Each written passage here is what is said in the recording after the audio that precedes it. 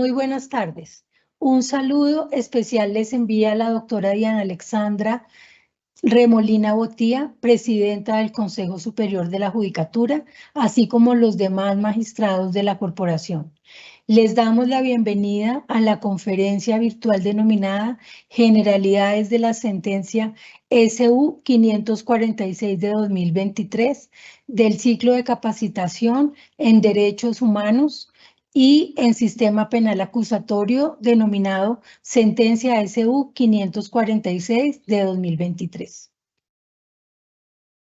En la disertación se explicarán los fundamentos relevantes de la sentencia en la que la Corte analizó la situación de seguridad de la población líder y defensora de derechos humanos, de una parte en cuanto a la acción o la actividad de la unidad de protección, porque no asigna los esquemas de seguridad suficientes a las situaciones particulares, y de otra parte, en cuanto a la ausencia de política pública que garantice medidas de seguridad de la población líder y defensora de los derechos humanos, los riesgos a los que está expuesta, los deberes constitucionales e internacionales de esta población y las medidas adoptadas por el Estado, entre muchas otras cosas.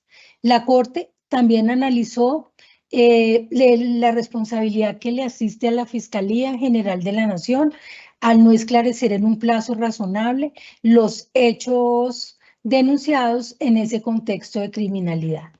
Para esta actividad tenemos el honor de contar con el doctor Carlos Enrique Cortés Otero, juez 12 penal del circuito de Bucaramanga.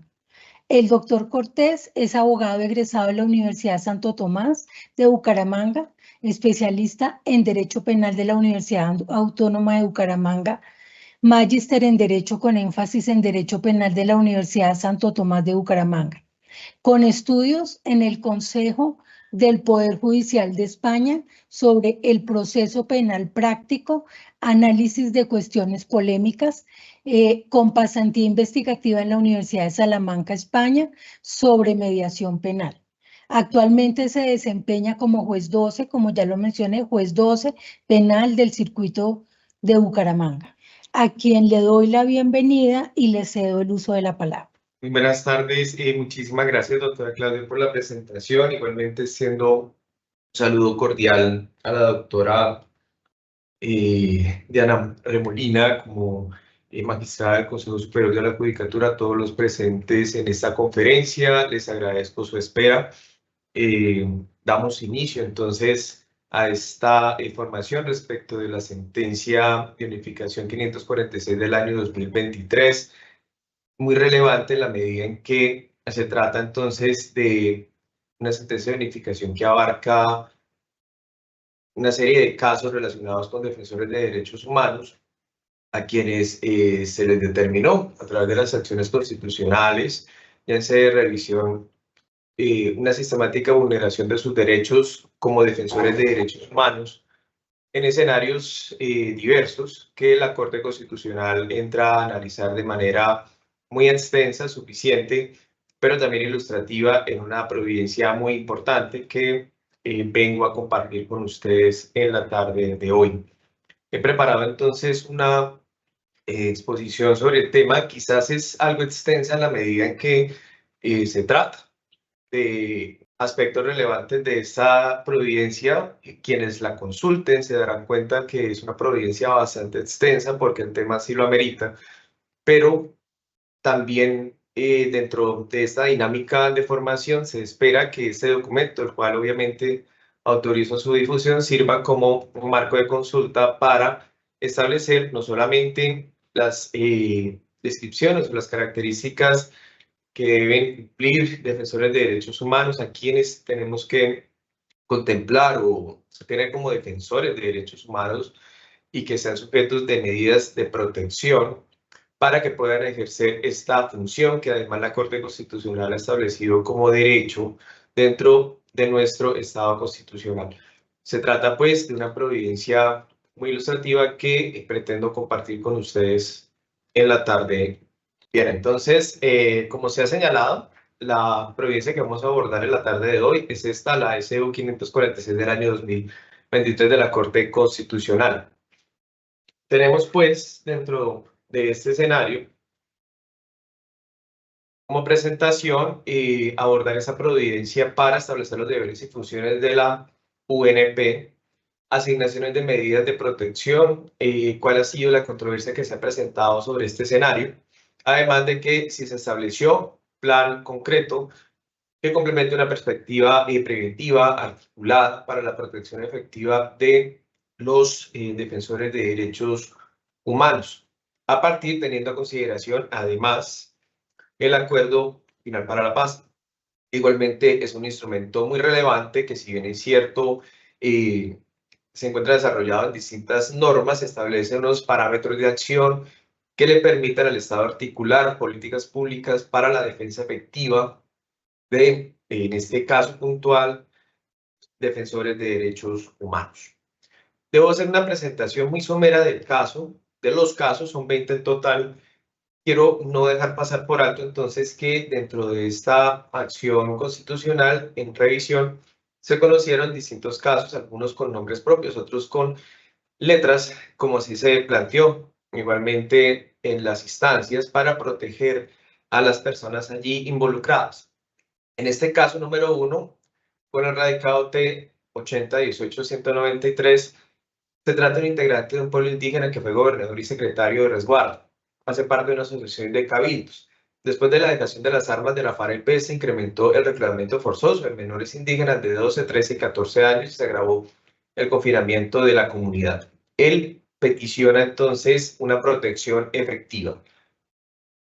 Todos los accionantes peticionan protección en esta labor de defensores de derechos humanos, que sea menester señalar y anticipo, se establece dicha transgresión de derechos, se establece igualmente unas políticas de acción a efectos de que se logre la salvaguarda efectiva de sus derechos, especialmente a la vida, pero además ese derecho de poder defender derechos de las comunidades, de distintos sectores afectados, en este caso el conflicto armado y otros escenarios. Se presenta entonces otro caso. Tenemos, por ejemplo, el caso del accionante Leobaldo Cruz, pertenece a la Asociación Campesina de Puerto Asís, presidente de la Junta de Acción Comunal de la Vereda La Cumbre, realiza actuaciones de liderazgo caracterizadas por la defensa y protección de los territorios, frente a la erradicación forzada de cultivos de uso ilícito. Tenemos el caso entonces de Marta Lucía Giraldo Villano. Del año 2008 hace parte del movimiento de víctimas de crímenes de Estado, ejerce la defensa de los derechos humanos en el Valle del Cauca. Asociación, el accionante Oscar Gerardo Salazar Muñoz, defensor de derechos humanos, igualmente directivo directivo sindical y líder de organizaciones campesinas en el Cauca y el macizo colombiano. Presenta igualmente un escenario de desprotección, haciendo énfasis entonces en las constantes amenazas que sostienen, que se mantienen sostenidas, pues, dentro del territorio donde ejerce esta labor.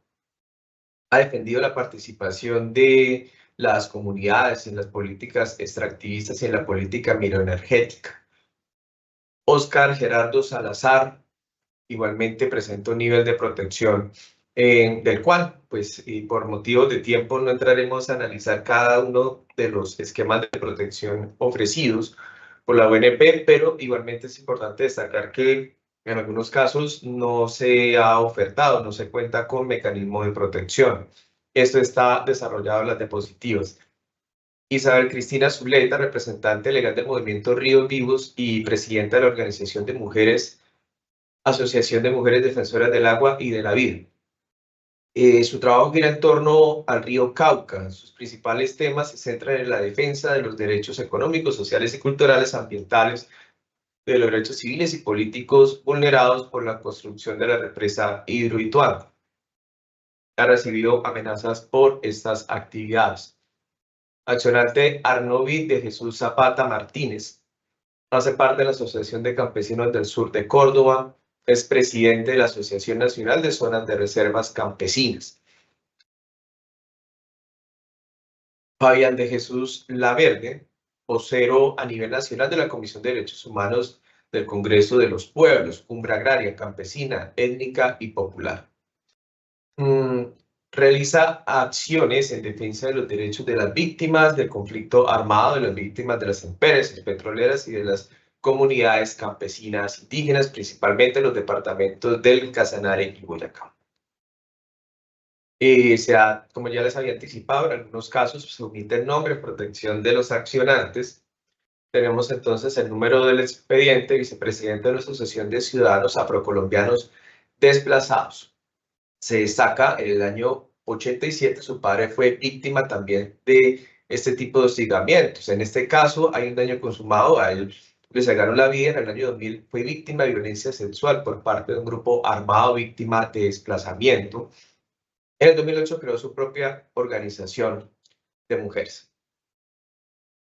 Alejandro Palacio Restrepo, representante de los estudiantes del Consejo Superior de la Universidad Nacional de Colombia en Bogotá, presidente de la Asociación Colombiana de Representantes Estudiantiles de la Educación Superior, igualmente objeto de amenazas en defensa de derechos humanos. Milena Quiroz Jiménez, defensora de los derechos humanos del sur de Bolívar, vocera de la Comisión de Interlocución del sur de Bolívar, integrante de la cooperativa multiactiva de Arenal Común Arenal del Consejo de Comunidades Negras, Casimiro Olave, Rincón Amela, en el municipio de Arenal.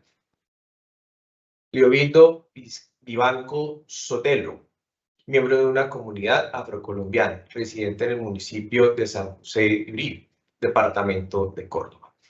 Accionante afirma que es un líder comunitario y social afrocolombiano que, debido a su activismo en defensa de los derechos humanos, ha recibido amenazas contra su integridad.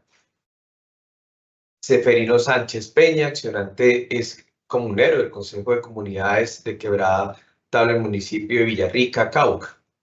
Igualmente amenazado por esta labor de defensa de los derechos humanos.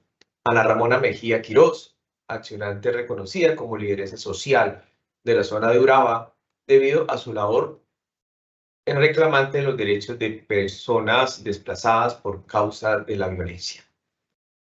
Nivaldo Dueñas Buitrago, igualmente en ese contexto, defensor de derechos humanos, presidente de la Asociación de Educadores de Arauca, ACEDAR. Tenemos Lina Margarita Tavares, accionante defensora de derechos humanos en Jamundí, Valle del Cauca. Desde mayo de 2018 es la representante legal de la Fundación Territorio de Paz. Tenemos el líder Samael Guerra Chachinoy, gobernador y líder del Cabildo Indígena Siona de Entella, ubicado en el municipio de Orita, en el departamento de Putumayo. Yamilet Salazar Quiñones, víctima de desplazamiento forzado, hermana de un líder social asesinado. Yamilet Salazar Quiñones, Víctor Manuel Muñoz, representante de la Fundación de Equidad de Reconstrucción Legal del Tejido Social. Víctor Manuel Muñoz Mendiverso. Tenemos otro accionante, ya para el penúltimo caso, el denominado así como accionante indicó que en el año 2009 fue gobernador indígena y desde la fecha se dedica a la defensa de los derechos de su comunidad. Ha sido víctima de hostigamientos y amenazas. Gustavo Adolfo Oviedo Rueda, accionante representante legal de la ONG Fundación para la Reconstrucción del Tejido Social en el Entorno Ambiental y Postconflicto, FUNRE de Paz, ONG. Bien, esos son los casos. Tenemos entonces, en cuanto a las peticiones, hacen referencia a escenarios de vulneración individual. Esos riesgos individuales, la Corte Constitucional de la Providencia los agrupa en amenazas y atentados que no disminuyen.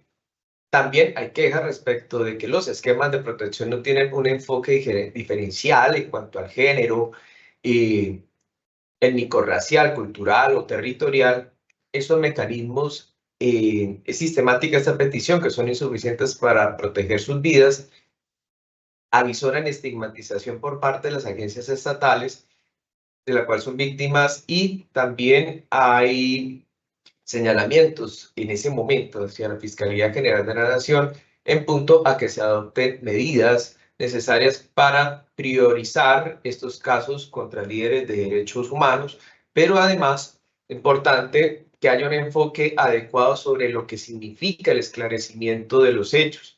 Es controversial en la medida en que, pues, me anticipo, la Fiscalía presenta en respuesta a estas acciones constitucionales, en los requerimientos de la Corte Constitucional, insumos en punto a advertir de que sí se han logrado esclarecer hechos por decisiones como las preclusiones o los archivos, lo cual cuestiona la Corte Constitucional, como quiera que lo que se pretende con la persecución criminal es esclarecer los hechos en punto a determinar a los autores o partícipes de estas amenazas, de esos atentados contra líderes defensores de derechos humanos. De manera que en cuanto a las vulneraciones individuales, como instrumentos para erradicar las amenazas, se plantea, en cuanto a las pretensiones, fortalecimiento de las mesas de garantías, que la UEI cumpla con los presupuestos establecidos por la CIDH para el esclarecimiento de los hechos denunciados, que se ponga en marcha el programa de reconciliación, convivencia y prevención de la estigmatización, entre otras pretensiones. En cuanto a esos impactos de las amenazas individuales en las colectividades, los accionantes son claros, son enfáticos en advertir que las agresiones en contra de ellos y de la población se deben entonces a aspectos netamente, específicamente por la defensa de estos derechos de las colectividades. Y si ustedes son cuidadosos de establecer los lugares donde se llevan a cabo este tipo de prácticas y hostigamientos, podrán dar cuenta que se tratan de lugares con desprotección, lugares donde existen problemáticas en cuanto a abastecimiento de servicios, en cuanto a satisfacción de necesidades básicas, por lo cual esto acentúa la vulneración de los derechos de quienes pretenden salvaguardar los derechos de las comunidades. Por ello también se establece, más allá de las vulneraciones individuales, vulneraciones generales, peticionándole a los accionantes, entre otras circunstancias, entre otras pretensiones, algunas declarativas, que se declare puntualmente el estado de cosas inconstitucionales respecto a esta grave situación de seguridad que enfrentan quienes ejercen la defensa de derechos humanos. La valoración de la situación de seguridad, que también ha sido objeto de controversia y de cuestionamiento por parte de los accionantes y de distintas organizaciones de derechos humanos que han sido convocadas al trámite de la acción constitucional en revisión. La valoración general de la situación de seguridad de esta población líder y defensora de derechos humanos advierte algunas problemáticas que se desarrollan en 3 problemas jurídicos en la provincia. El primero, si la Unidad Nacional de Protección, UNP, vulnera los derechos fundamentales de la población líder y defensora de derechos humanos y de sus comunidades cuando no asigna medidas de protección pese a las particularidades individuales o colectivas. Y 2, cuando se asignan esquemas de seguridad que no se corresponden con los presupuestos de idoneidad, eficacia y enfoque diferencial. Se aborda un segundo problema jurídico. Si la Fiscalía General de la Nación vulnera los derechos fundamentales de los accionantes al no ofrecer un plazo razonable de esclarecimiento de los hechos. Y un tercer problema jurídico, si las autoridades sancionadas vulneran derechos fundamentales de la población líder y defensora de derechos humanos en sus comunidades cuando para garantizar los derechos de dicha población se limita a otorgar esquemas de seguridad sin establecer un plan concreto que contemple una perspectiva preventiva, articulada, coordinada e integral. De modo que la Corte Constitucional desarrolla este fallo en secciones. La primera puede establecerse de sensibilización y delimitación de quiénes son los defensores de derechos humanos. Aspectos relevantes sobre esta población líder y defensora de derechos humanos como imperativo del Estado Social y Democrático de Derecho. ¿Por qué son importantes dentro del Estado Social y Democrático de Derecho, además de los riesgos inherentes a esta labor, que como ya les he señalado en algunos sectores del país, tienen un riesgo acentuado, un riesgo mayor? En la sección B se delimitan deberes constitucionales e internacionales para la protección de la población líder defensora de derechos humanos, con lineamientos de la Corte Constitucional y del Sistema Interamericano de Derechos Humanos. En la sección C, descripción de las medidas adoptadas por el Estado, creadas antes del Acuerdo Final para la Paz, las creadas con ocasión del acuerdo y aquellas políticas públicas adoptadas con posterioridad a este acuerdo. La sección D plantea una extensa y puntual resolución de los casos frente a la cual no nos vamos a detener porque, insisto, son 20 casos y cada uno tiene particularidades que en todo, pues que son transversales, muchas de ellas, por lo cual puede hacerse un análisis igualmente transversal. En la sección E, valoración sobre la configuración de un estado de cosas inconstitucionales y determinación de las órdenes por impartir. Entonces tenemos como aspectos relevantes sobre la protección de la población líder y defensora de derechos humanos que el Estado, si cumpliese a cabalidad sus deberes de prevenir, investigar y castigar las violaciones de los derechos humanos, no habría la necesidad de que surgieran estos movimientos, de que los ciudadanos ejercieran esta labor de defensa de los derechos humanos.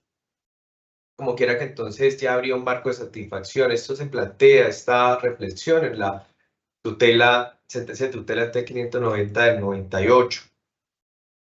Y allí la importancia que ostentan dentro del Estado, dentro de nuestro esquema constitucional, los defensores de derechos humanos son esa voz de las poblaciones para la defensa de los derechos en aquellos escenarios donde las agencias estatales están fallando.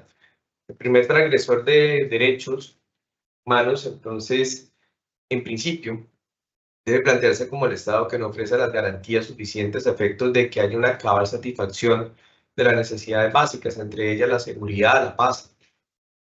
Motivo por el cual es a las agencias estatales a quienes en principio se les exigen ese grado de satisfacción.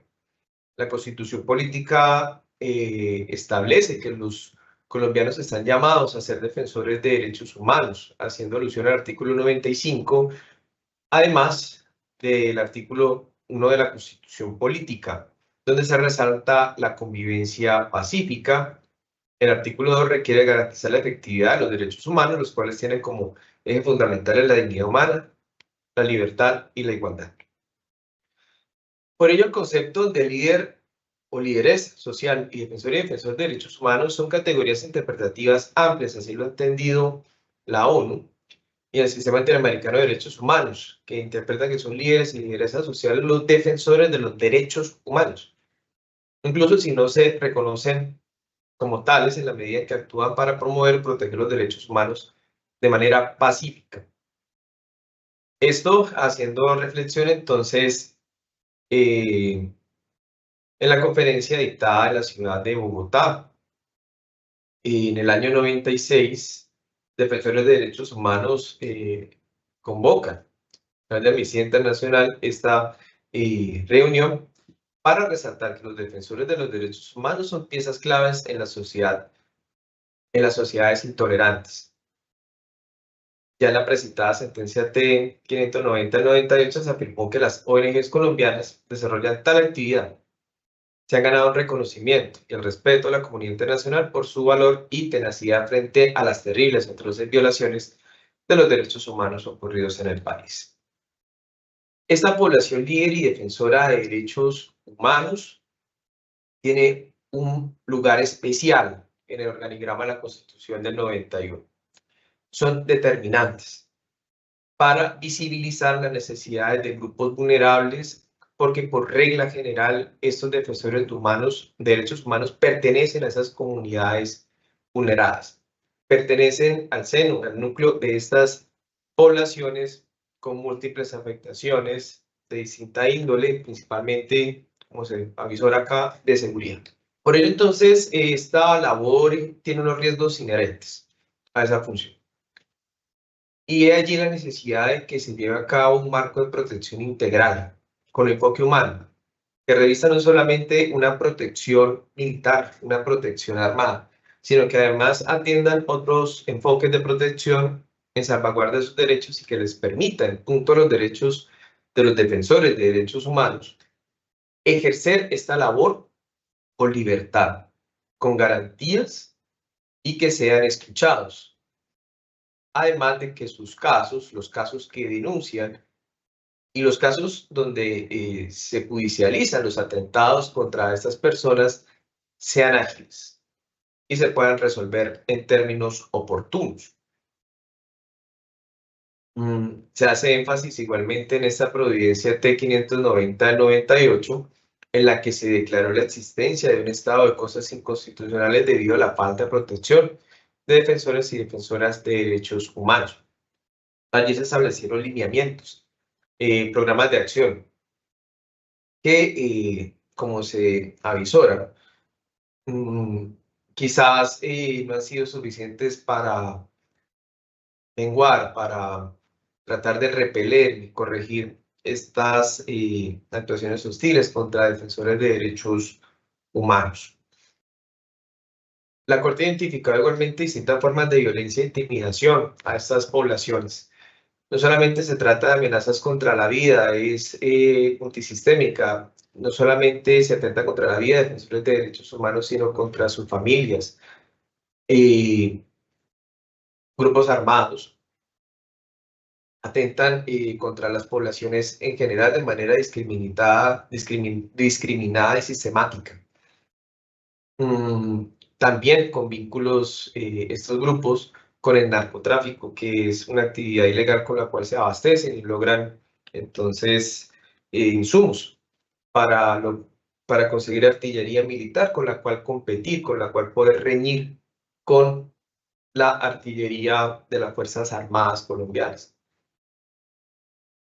Según la Defensoría del Pueblo, de las 1.608 afectaciones a personas que defienden derechos humanos, 1.126 son hombres, 482 corresponden a mujeres defensoras, y se reportó informes de Defensoría de Violencias basados en género que en 75 casos de defensoras de derechos humanos en el año 2018, 58 corresponden a mujeres, 17 a personas con orientaciones sexuales y identidades de género diversas. Estas cifras en general han llevado a la Corte Constitucional a exigir a las agencias estatales encargadas de la protección de derechos humanos que se aplique un enfoque diferencial, en punto a que no se tenga solamente en cuenta condiciones de seguridad en punto a las hostilidades, sino que además se tenga también en cuenta las particularidades de las personas a quienes se protegen. Un enfoque diferencial, atendiendo su género, atendiendo su orientación sexual, atendiendo su arraigo, si pertenecen a una etnia y demás factores relevantes. La Corte entonces reafirma el valor de la tarea ejercida por la población líder y defensora de derechos humanos para la vigencia del orden democrático, participativo y pluralista. Se tienen deberes constitucionales internacionales para la protección de derechos humanos. El marco de protección no solamente es nacional. La importancia de las actividades que desarrollan y en muchos casos su calidad de sujetos vulnerables de especial protección constitucional permite afirmar la existencia de un deber especial de protección y uso fundamental del Estado. Por ello entonces se ha planteado un concepto de enfoque de seguridad humana. Enfoque desarrollado en la sentencia de unificación 020 del 2022, también reciente. La Sala sostuvo que la comprensión del proceso de reincorporación de quienes suscribieron el acuerdo de paz requiere una perspectiva holística y comprensiva propia de un enfoque de seguridad humana. Entonces, implica tomar en serio diversos riesgos en los que se enfrentan los defensores de derechos humanos en desarrollo de su vida personal y comunitaria. Debe entonces adecuarse a las condiciones requeridas para que sea posible, bajo este enfoque de seguridad humana, que estas personas vivan libres de temor y de miseria. Igualmente, que cuenten con oportunidades para disfrutar de sus derechos y desarrollar plenamente su potencial humano. No supone entonces, como ya se indicó previamente, que se abandone el elemento militar, es que debe amalgamarse, debe compaginarse, mezclarse con otras medidas y acciones dirigidas también a cubrir amenazas que afectan la vida misma de las personas, sus relaciones con otras personas y su comunidad. Posibilidades de acceder a condiciones que les permitan vivir libres de necesidades, que eso no implica en sí un atentado directo, violento o un atentado armado contra la integridad de estas poblaciones y defensores de derechos humanos, sino que se habla entonces de unas óptimas condiciones para que puedan desarrollar sus actividades y tener unas condiciones de vida digna. Se relacionan instrumentos internacionales como resolución aprobada por la Asamblea General de las Naciones Unidas del 10 de septiembre del 2012, 66/290, seguimiento del párrafo 143 relativo a la seguridad humana. La seguridad humana, entonces, implica estabilidad y seguridad estatal que provea el poder militar, considerando además la situación económica, salud, seguridad personal y las libertades individuales. La defensa de la difusión de los derechos humanos constituye además uno de esos elementos establecidos en la Constitución, artículo 95.4. Se trata de un requerimiento que excede la obligación de respeto de los derechos ajenos previstos en el artículo 95.1. En efecto, los ciudadanos no solo tienen la obligación de abstenerse de ejecutar comportamientos que interfieran injustificadamente en los derechos de los demás. Por ello, entonces, se establece, o se acuña un precepto de que los defensores de derechos humanos tienen el derecho de ejercer esa defensa de los derechos.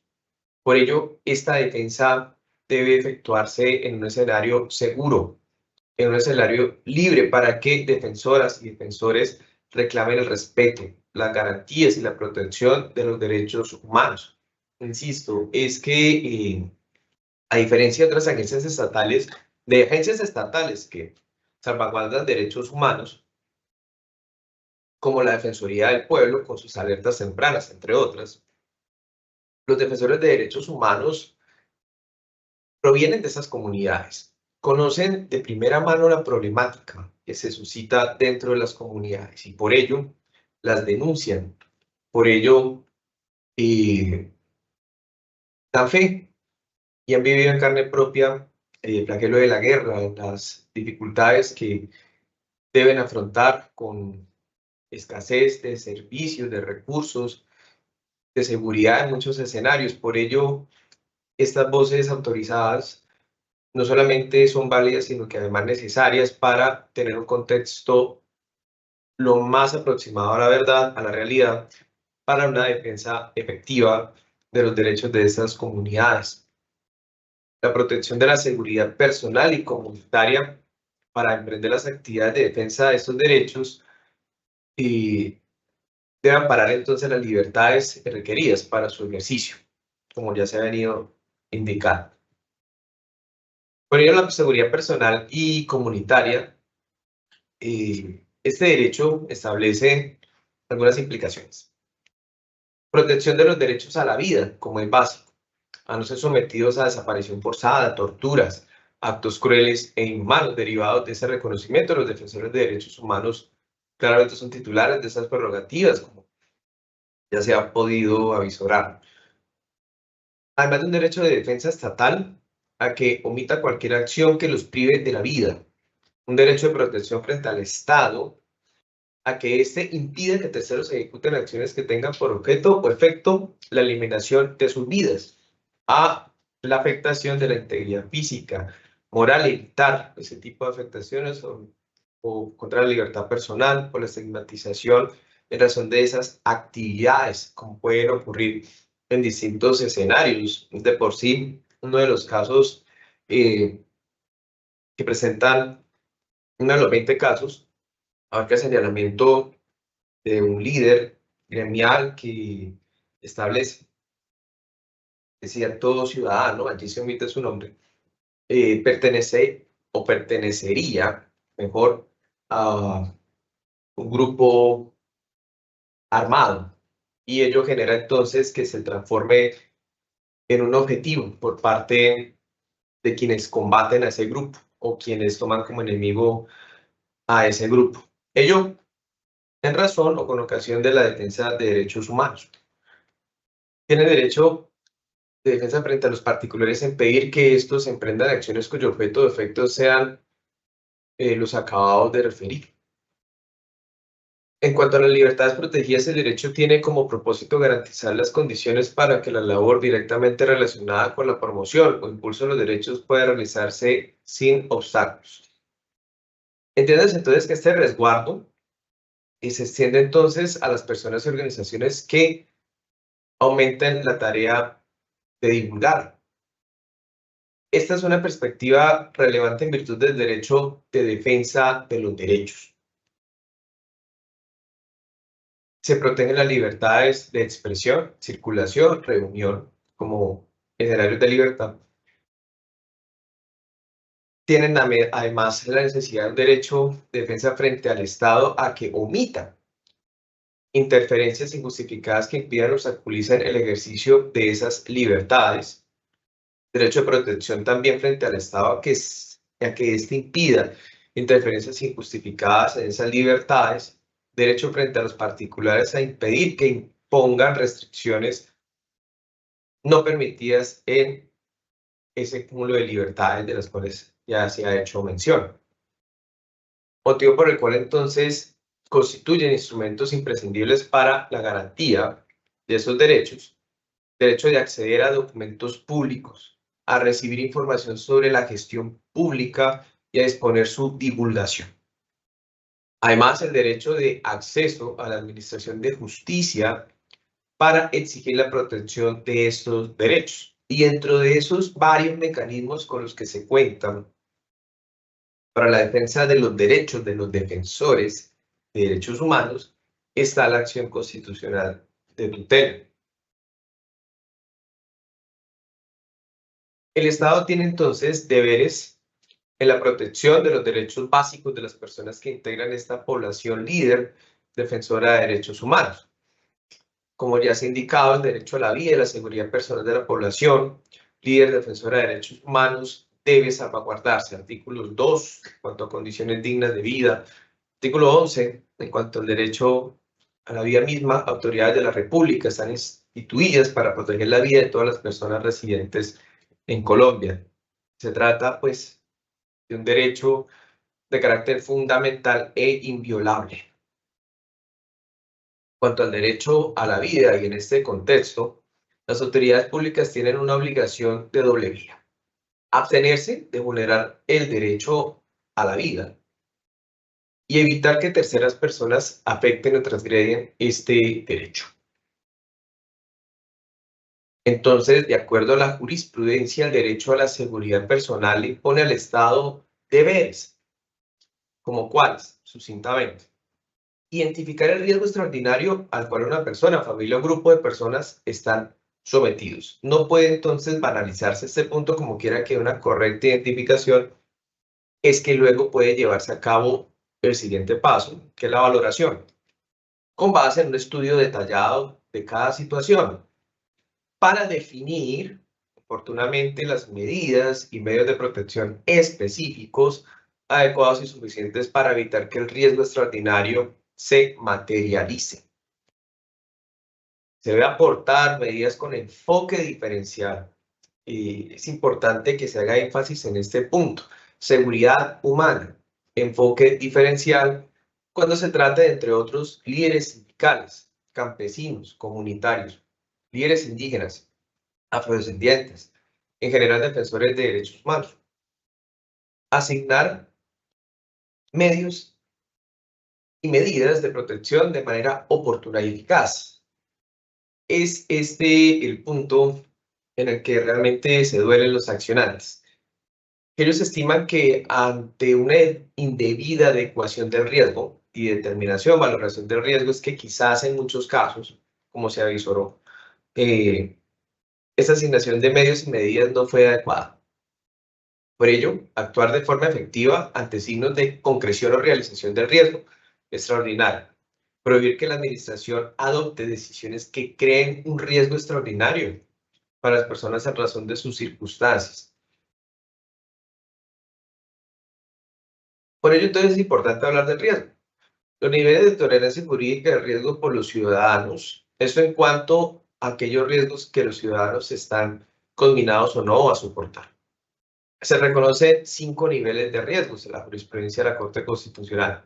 El mínimo es un riesgo, se trata de un nivel en el cual la persona solo ve amenazada en su existencia e integridad por factores individuales y biológicos.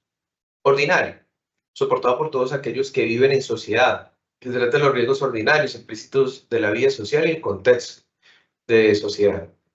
Extraordinario, que las personas no están obligados a soportar. Extremo, que amenaza la vida y la integridad personal, es un nivel de riesgo que por su intensidad entran bajo la órbita de protección directa de los derechos de la vida e integridad personal. Y el consumado, el nivel de las violaciones de derechos, no ya de los riesgos a la vida e integridad personal. Esto es cuando ya se concretan en muertes, tortura, trato cruel, inhumano o degradante y otros vejámenes a los que son sometidas la población. En la jurisprudencia también se ha establecido, se trae a colación, por ejemplo, la sentencia T1026 del 2002, factores objetivos y subjetivos que deben considerar las autoridades encargadas de valorar el riesgo. Esto, a cargo entonces de la UNP. Debe entonces tratarse una amenaza real, con el fin de validar que la amenaza es real y necesario que pueda ser convalidada de manera objetiva. La amenaza debe ser individualizable. En principio debe estar dirigida contra un sujeto o un grupo determinable de personas, solo si se puede establecer si el riesgo es extraordinario y no ordinario. Se deben identificar las características específicas del amenazado a través de un enfoque diferencial, analizar el entorno en el que se presentan las amenazas, atendiendo factores históricos, sociales, económicos, políticos, del lugar donde se asegura han ocurrido las amenazas, y la inminencia del peligro, valoración de las circunstancias descritas, el cual haga necesaria una intervención inmediata de las agencias estatales. También se aborda el derecho al debido proceso administrativo de la población líder y defensora de derechos humanos como derecho constitucional fundamental. La UNP, como entidad competente para determinar el nivel de riesgo de un ciudadano y de las medidas de protección, tiene el deber de valorar de manera técnica y específica las particularidades de estas personas que piden protección y el contexto en el que se encuentran. Esas son consideraciones que deben finalmente plasmarse en actos administrativos, que deben estar debidamente motivados y deben acompasarse con no solamente las normas, sino también estos lineamientos jurisprudenciales. Por ello, se ha establecido 3 subreglas relevantes respecto al contenido y alcance del derecho al debido proceso en el marco del análisis de los actos administrativos proferidos por la UNP. Deben de realizar un nuevo pronunciamiento cuando existe insuficiente motivación. Deber de dar a conocer la evaluación del nivel de riesgo y su motivación completa como instrumento importante para acudir a la jurisdicción de lo contencioso administrativo. Esto para controvertir el acto en la medida que permita al ciudadano tener herramientas y fundamentos para controvertir esa manifestación de la administración. Debe darse una motivación técnica. Por ello, la agencia estatal, la UNP, debe conocer el marco constitucional y legal que la regula. Es posible amparar esta garantía a través de la acción constitucional de tutela.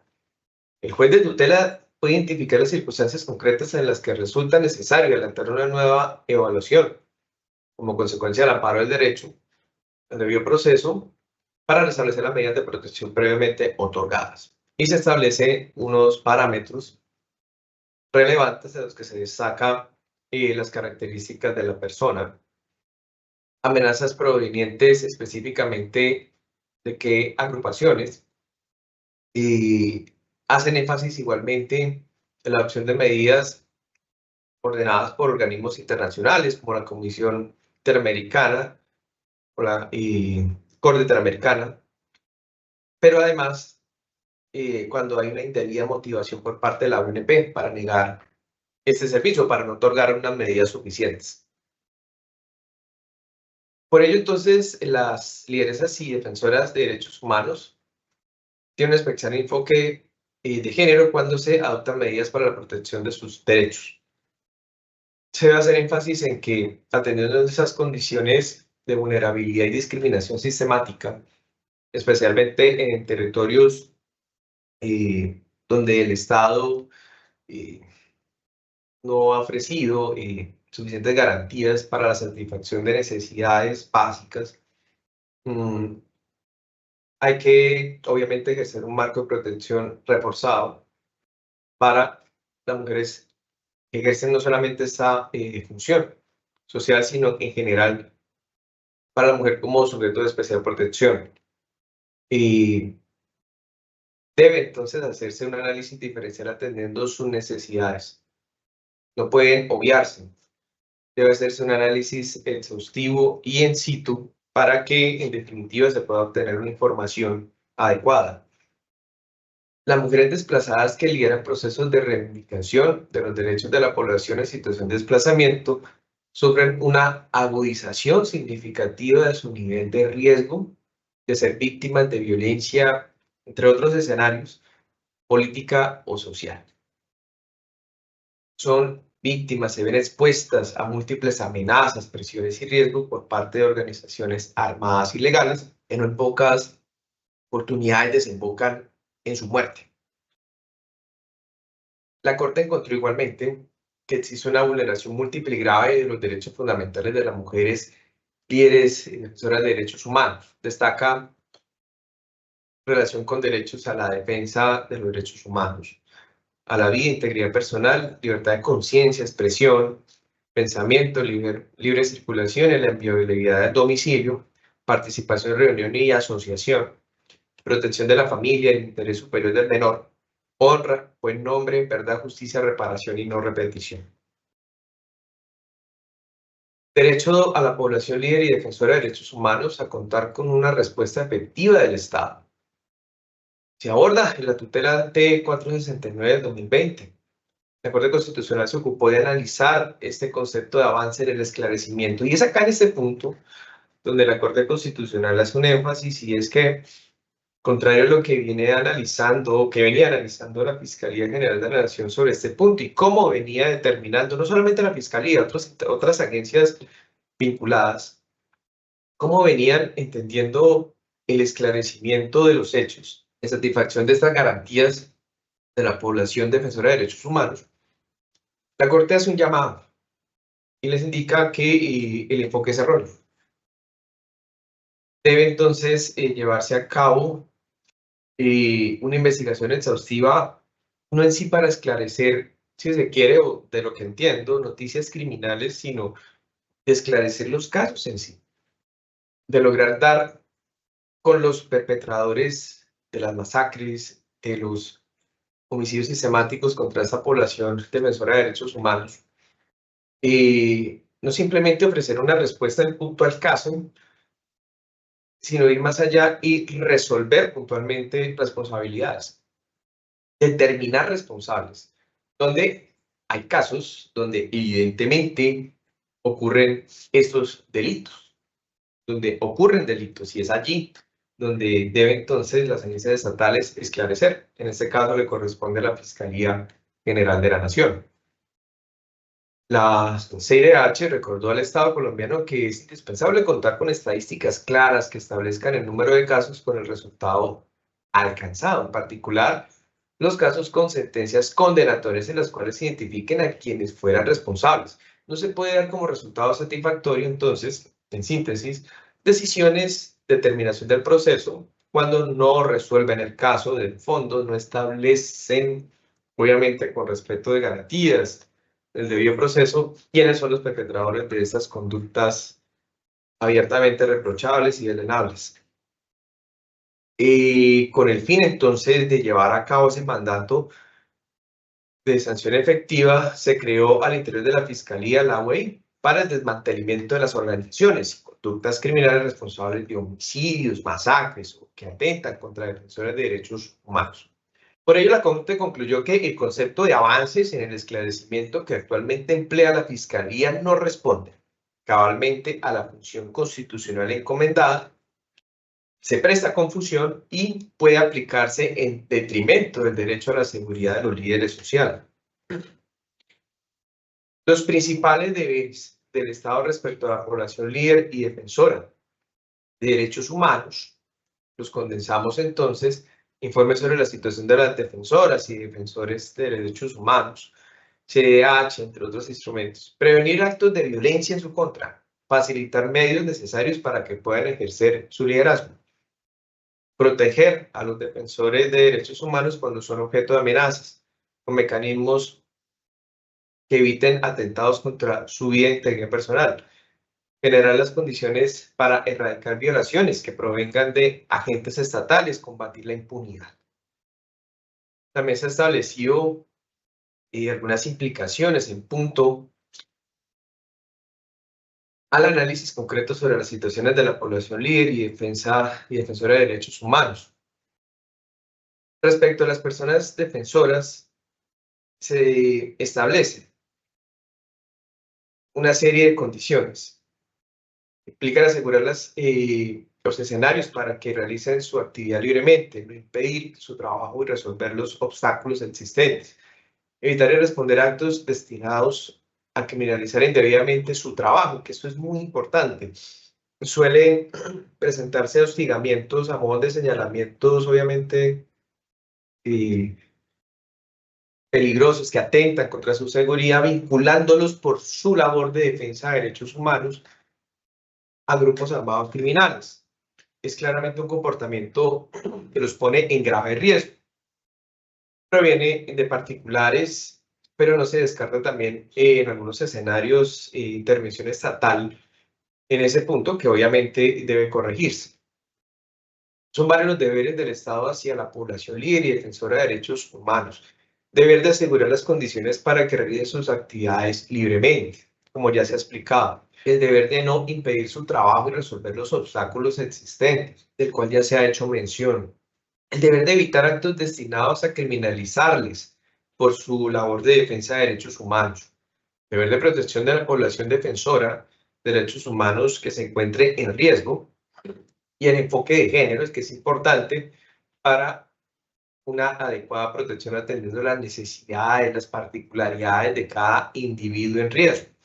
Enfoque étnico igualmente, porque atendiendo entonces al lugar donde se lleva a cabo esas hostilidades, tratándose de poblaciones indígenas, grupos étnicos, claramente hay que tener en cuenta sus costumbres, sus prácticas, el modo de vida, su economía inclusive, para que se lleve a cabo una adecuada protección sin desconocer ese escenario y sin obligarles a partir de esa protección a abandonar sus prácticas ancestrales, que es otra circunstancia de vulneración que se puede generar allí, porque les obligan a un modo de vida que quizás no es el que ellos comparten o no es al que fueron educados o que van en contra inclusive de su propia esencia, y es precisamente un escenario donde al querer protegerles se les estaría vulnerando sus derechos.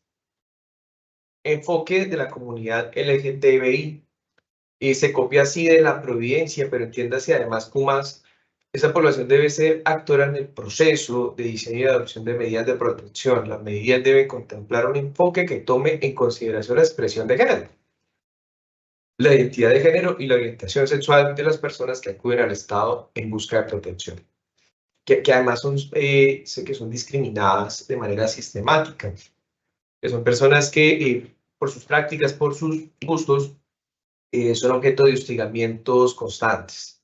Entre ellas también, entre estas personas, hay defensoras de derechos de comunidad LGTBIQ+, a quienes también el Estado debe proteger.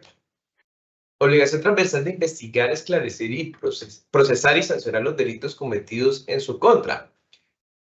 Debe establecerse un marco en punto a esclarecer si han ocurrido una violación de derechos humanos. Provee lo necesario para remediar esta situación. Da resultados o respuestas a las violaciones de derechos humanos. Según la Comisión de la DIH, el medio más eficaz para proteger a las personas defensoras de derechos humanos es investigar eficazmente los actos de violencia en su contra y sancionarlos a los responsables. Pues acá no se agrega, pero entiéndase que como funciones de la pena, en aras de que no se reincida en este tipo de comportamientos, en un punto de prevención especial y prevención general, en punto a que se emita ese escenario de confianza de que el Estado sanciona este tipo de comportamientos, pero además debe emitirse ese parte de tranquilidad de que las agencias estatales se están haciendo cargo. Quizás no es un propósito que se viene cumpliendo dentro de ese contexto, y a las estadísticas habrá que remitirse. Por eso, la obligación de protección exige adoptar medidas que aseguren los servicios de protección con suficiencia de recursos financieros y humanos. Sobre este aspecto, pido disculpas, la primera no aparece clara. Se desarrolla el derecho a la seguridad personal con enfoque de seguridad humana. Más adelante miraremos cuáles son las soluciones que se emiten para el gasto, para que se salvaguarde un presupuesto, un erario para esta medida de protección. Esta garantía del debido proceso, a la cual ya se ha hecho referencia, derecho a ejercer libremente el liderazgo social y como defensor de los derechos humanos. Este material lo comparto con la escuela para la persona que esté interesada. En todo caso, todos estos cuadros están debidamente descritos en la sentencia. Derecho a la justicia efectiva. Y en cuanto a las medidas adoptadas por el Estado antes de la suscripción del Acuerdo Final para la Paz, como medidas adoptadas por el Estado dentro de este contexto, tenemos una breve alusión. Y atendiendo entonces a la relevancia del Acuerdo Final para la Paz, se destacan el Proceso Nacional de Garantías, el Programa de Garantías para Mujeres Defensoras y la creación y regulación de la UNP. Esta regulación se centró en las obligaciones de protección y de participación de la sociedad civil en la construcción de propuestas que respondan al tema de seguridad. Como otros programas relevantes, habrá que referir el Proceso Nacional de Garantías, el Programa de Garantías para Mujeres Defensoras. Esta UNP, por ejemplo, creada en el decreto 1465 del 2011, tenía como objeto articular, coordinar y ejecutar la prestación de servicios de protección individual o colectiva, entidad adscrita al Ministerio del Interior. Entonces, como esas facultades extraordinarias conferidas a la Presidencia de la República a través de la Ley 1448 del 2011, se adoptaron 3 decretos relacionados con esa materia: el 4800, 4635 y el 4636 de esa anualidad. En síntesis, gracias a esta Ley 1448 y esos decretos reglamentarios, el Proceso Nacional de Garantías, Programa de Garantías para la Mujer, para mujeres defensoras y la creación de la ONP reconocen la necesidad de crear medidas de protección.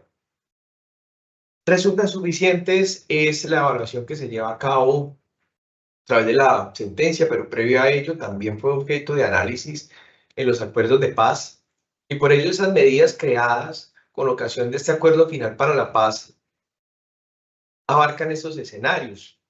Remítanse entonces a la sentencia C379 del 2016, la 630 del 2017, si constituye un referente de análisis ineludible. El Acuerdo Final para la Paz se ha discutido su fuerza vinculante.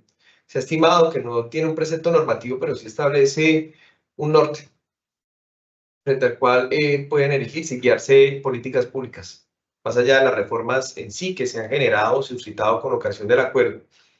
Se habla de la naturaleza del acuerdo en sí, pero obviamente las reformas legales y constitucionales, estas son vinculantes.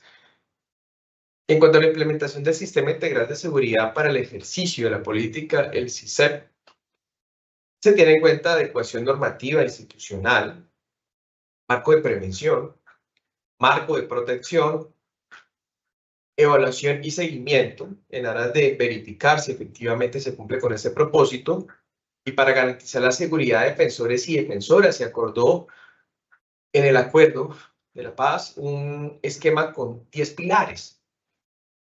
El Pacto Político Nacional, la Comisión Nacional de Garantías de Seguridad, la ya mencionada UEI, el Cuerpo Élite de la Policía Nacional, garantías básicas para el ejercicio de la función de fiscales, jueces y otros servidores y servidoras públicas.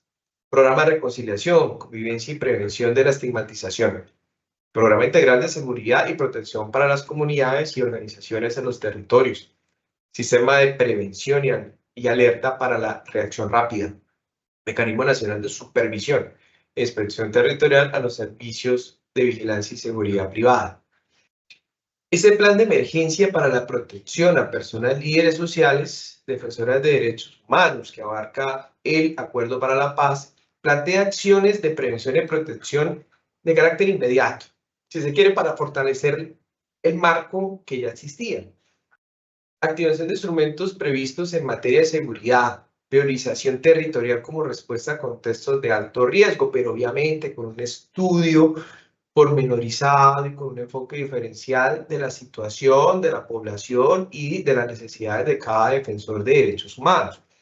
Activación de escenarios de interlocución, concertación y participación de las organizaciones sociales, representadas en pueblos indígenas, en afrodescendientes, comunidades campesinas. Se estableció un plan de emergencia para protección a personas líderes sociales, partiendo de la adecuación normativa inicial de los programas, a cargo de la Presidencia de la República, reinstalación y apertura de espacios de diálogo con la sociedad civil, instancias del acuerdo a corto plazo, a cargo de la Presidencia de la República, la ONP, el Ministerio del Interior, y actos de reconocimiento nacional y medidas para enfrentar la estigmatización, a cargo también de la Presidencia de la República. El plan de emergencia para la protección a personas líderes sociales abarca en el corto plazo que la Fiscalía General de la Nación debe desplegar el trabajo investigativo de la UEI y el Ministerio de Justicia. Deben proponer el funcionamiento de juzgados penales para el procesamiento y juzgamiento de conductas contra defensores de derechos humanos, líderes sociales y firmantes para la paz. En el mediano plazo, el Ministerio de Justicia debe adelantar la construcción de casas de justicia en municipios identificados con mayor riesgo y el Congreso debe tramitar una reforma al principio de oportunidad en casos de conductas contra defensores de derechos humanos, líderes sociales y firmantes para la paz. Es una reforma que sería, en el caso, muy relevante, robustecer los efectos de otorgar medidas adecuadas y herramientas adecuadas para el esclarecimiento del delito. Plan de emergencia para el fortalecimiento de personas líderes sociales. Hay un tercer eje de acción, acción preventiva y estrategia de la fuerza pública. A cargo del Ministerio de Defensa, se busca entonces un ajuste local de la acción de la Policía Nacional en los municipios priorizados y una transformación del enfoque de medición. En cuarto eje, presencia territorial del Estado y acompañamiento de la comunidad internacional a cargo del Ministerio del Interior, de la ONP y Ministerio de las Relaciones Exteriores, funcionamiento del PMV, respuesta de urgencia de medidas materiales de protección, funcionamiento del Programa Integral de Seguridad y Protección, fortalecimiento de la capacidad de respuesta de las alertas tempranas emitidas por la Defensoría del Pueblo. El quinto eje es la gestión del riesgo y acciones humanitarias. A cargo del Ministerio del Interior, Presidencia de la República y el Ministerio de las TICs. Puntualmente, servicios de protección y ayudas humanitarias y la paulatina subsanación de falencias en conectividad territorial. Eso en cuanto al acceso a la información, derecho a la educación, además derivado de este acceso a la información. El plan de emergencia también plantea un sexto eje de medidas administrativas para la seguridad territorial. En el corto plazo, la Presidencia de la República deberá establecer una prohibición general del porte de armas y adoptar medidas para el control de las armas en circulación y para restringir el porte de estas en los municipios priorizados. Esto, obviamente, puede llevarse a cabo desde el Ejecutivo. Monopolio de las armas a través del Estado y la autoridad competente recae sobre las agencias administrativas. En el mediano plazo, el Congreso de la República deberá tramitar una reforma que fortalezca las funciones de las personerías municipales en miras a prevención y protección de los derechos humanos. Se plantea entonces una ruta ordinaria de protección a cargo de la ONP. ¿Cuáles son las variables que se deben analizar en cuanto a los escenarios de riesgo? Amenazas, realidad de la amenaza y las evidencias, individualidad de la amenaza, presunto acto generador de la amenaza, capacidad del actor para materializar la amenaza. Esto cuando sea identificable, individualizable, ¿no? Interés del generador de la amenaza, inminencia de la materialización de la amenaza. En cuanto al riesgo específico, la condición, factor diferencial de género, perfil, antecedentes personales de riesgo, análisis de contexto, riesgo de afectación de los derechos a la vida, integridad personal, seguridad personal. Vulnerabilidad, conductas y comportamientos, permanencia en el sitio de riesgo. Cuando me refiero, por ejemplo, a defensores de derechos humanos que provienen de las comunidades afectadas. Vulnerabilidad social, entorno residencial, asociada al entorno donde se desarrolla esta actividad de defensa de derechos humanos, al entorno social y comunitario, y en el caso de los desplazamientos forzados, claramente. Vulnerabilidades marginales del núcleo familiar. En cuanto a las pretensiones conjuntas, y ya para finalizar, la actuación de la Fiscalía General de la Nación en las investigaciones de delitos cometidos contra la población líder de defensora de derechos humanos. Se advierte una violación sistemática en estos 20 casos, motivo por el cual se han planteado una serie de directrices en punto del esclarecimiento de los hechos, especificando entonces en cuanto al deber estadístico de no confundir lo que debe entenderse de manera adecuada como esclarecimiento del hecho. Debe destacarse, por ejemplo, aun partiendo de las estadísticas de la Fiscalía General de la Nación, solamente el 13% de los casos se han resuelto a consideración de la Corte Constitucional. Es decir, hay más de un 80% de impunidad.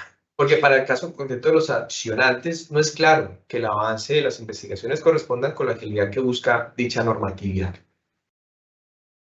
Sobre la reactivación de la Mesa Nacional de Garantías y las mesas territoriales, se ha planteado igualmente el restablecimiento. La Sala Plena toma como nota de la importancia de darle continuidad a estas mesas de garantías, confirma la orden de los jueces de instancia en las acciones constitucionales donde se decretó el amparo, donde se requiera para efectuar el diálogo que permita definir soluciones a las vulneraciones de derechos humanos, esto como escenario de consenso social. Comisión Interseccional de Respuesta Rápida a las Alertas Tempranas, haciendo énfasis en la necesidad de que estas alertas emitidas por la Defensoría del Pueblo tienen una función principal de identificar la forma temprana de riesgos.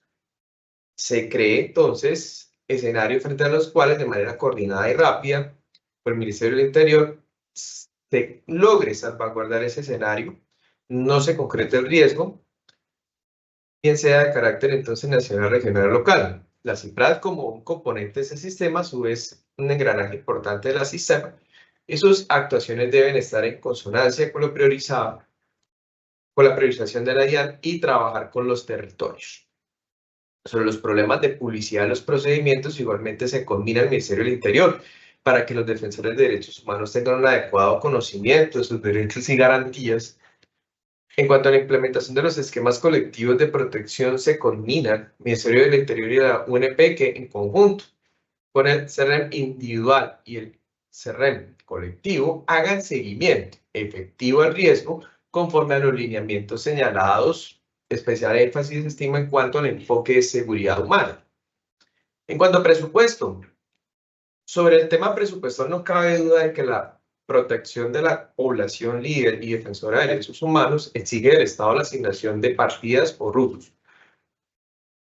En la audiencia pública que se desarrolló en sede de revisión de esa tutela, el director de la ONP aseguró que el presupuesto general asignado a la ONP para los periodos 2018 al 2022 fue el siguiente. Se establecen los valores del 2018 al 2022 como presupuesto general asignado. De modo que la grave afectación de los derechos fundamentales de la población líder y defensora de derechos humanos exige declarar un estado de cosas inconstitucionales. Creo que pues sobre este escenario ya se han dado suficientes fundamentos. Acá un cuadro del histórico de homicidios de líderes sociales en un intervalo del 2016 al 2022. Según la Defensoría del Pueblo, al 2022 ha sido el año con el mayor número de líderes y defensores de derechos humanos asesinados desde el año 2016.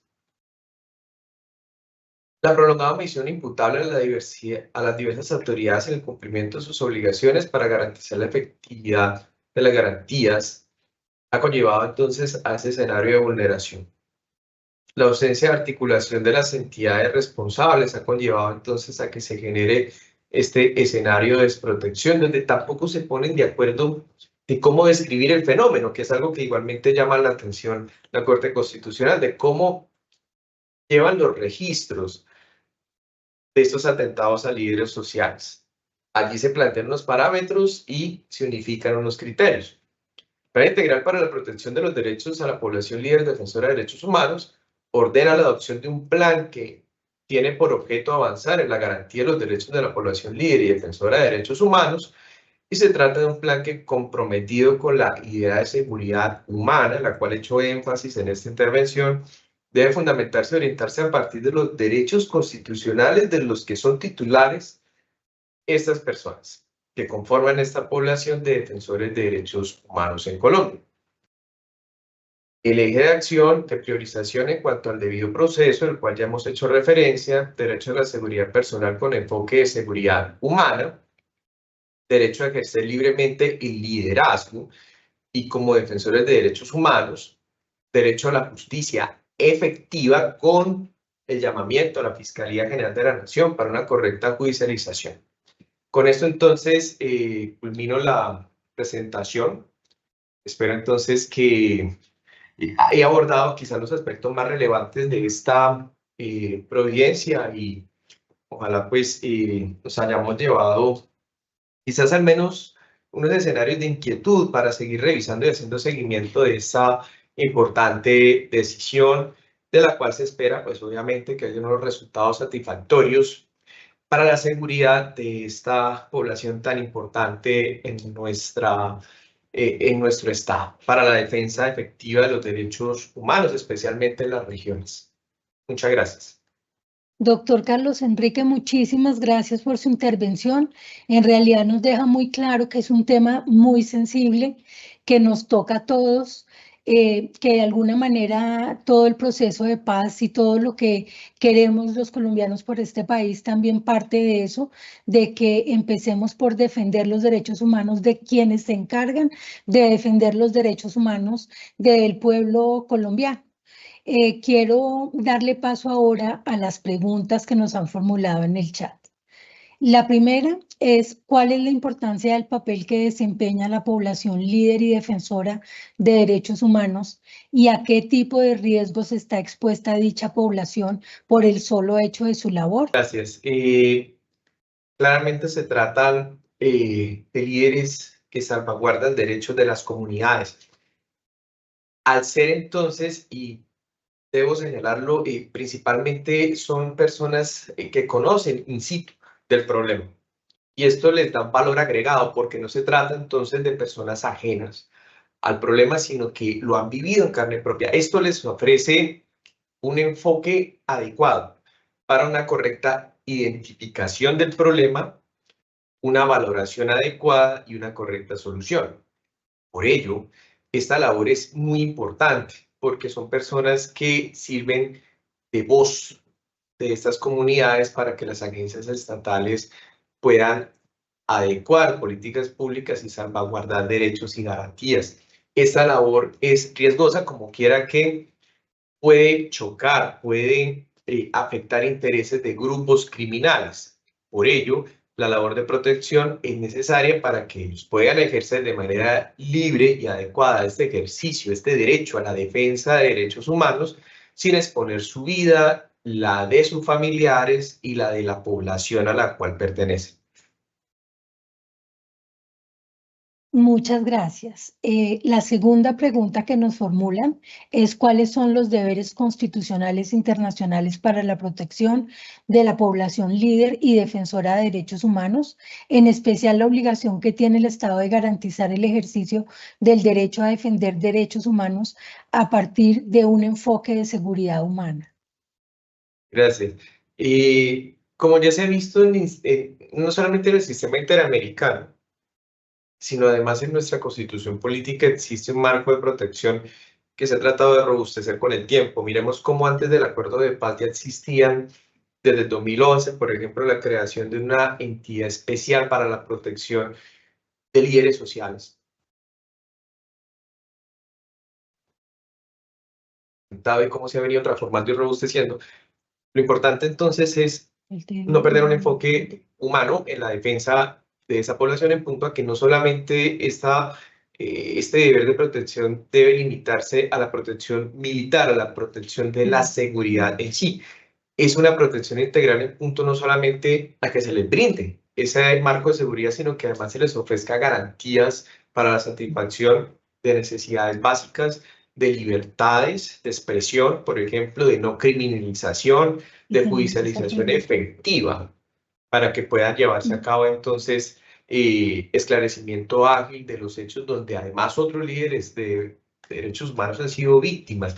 Todas estas prerrogativas son muy importantes para que puedan ejercer de manera adecuada ese derecho de la defensa de los derechos humanos. Exactamente sobre lo que usted nos estaba hablando, está formulada la tercera pregunta, y es sobre cuáles son las medidas adoptadas por el Estado para garantizar la protección de la población líder defensora de los derechos humanos. Perfecto, sí se han planteado, la exposición ha sido bastante amplia en ese sentido, pero se ha hecho un enfoque especial en punto no solamente a la oferta de una seguridad en cuanto a la integridad personal, a la vida, salvaguarda de la vida, sino en especial énfasis entonces de que estas medidas de protección vayan más allá para que revisen situaciones particulares de los defensores de derechos humanos. Por ejemplo, plantea un contexto en el cual si un defensor de derechos humanos que pertenece a una comunidad indígena, una etnia, si con este marco de protección quizás lo que estamos es generando una intromisión a sus costumbres, a sus culturas, y quizás por esa intención de protegerlos lo que hacemos es acentuando más una condición de victimización. Dentro de ese escenario, pues claramente, y dentro de ese marco de protección que ya es amplio, porque debe abarcar no solamente la seguridad personal, sino un enfoque diferencial, seguridad humana, y además una protección en punto a los intereses particulares, sociales, colectivos, y en definitiva, el marco de protección debe enfocarse no solamente en la protección personal, sino que hace énfasis muy preciso en cuanto a los deberes de esclarecimiento, por ejemplo, esclarecimiento de los delitos, de cómo deben articularse las entidades estatales para una correcta sistematización de los casos, porque se ha observado que, por ejemplo, antes de la providencia, perdón, la fiscalía mantenía una errada interpretación en cuanto a esclarecimiento en punto a que se tomaban decisiones como las preclusiones o los archivos como un esclarecimiento cuando al final la víctima no tenía o no tiene en esos casos satisfacción de derechos de verdad, justicia y reparación. Entonces, a eso es lo que combinan esa serie de medidas de persecución del delito, de protección efectiva, de presupuesto, garantías del debido proceso. Todas ese cúmulo de medidas son las que componen el marco de protección. Pues quiero darle las gracias por su generosidad, por su tiempo, por haber sido tan claro en cada uno de los asuntos tan importantes que nos explicó hoy. Es un tema que, como ya lo habíamos dicho, es súper importante y gracias a su trayectoria profesional y académica, nos ha ilustrado de manera clara y seguiremos desarrollando con base en eso 2 próximas sesiones sobre lo propuesto en la sentencia de unificación 546 de 2023 a la que hemos hecho referencia hoy. Gracias a los servidores y servidoras judiciales y a todas las personas que actúan en el sector justicia y que se conectaron a esta conferencia virtual. Buenas tardes.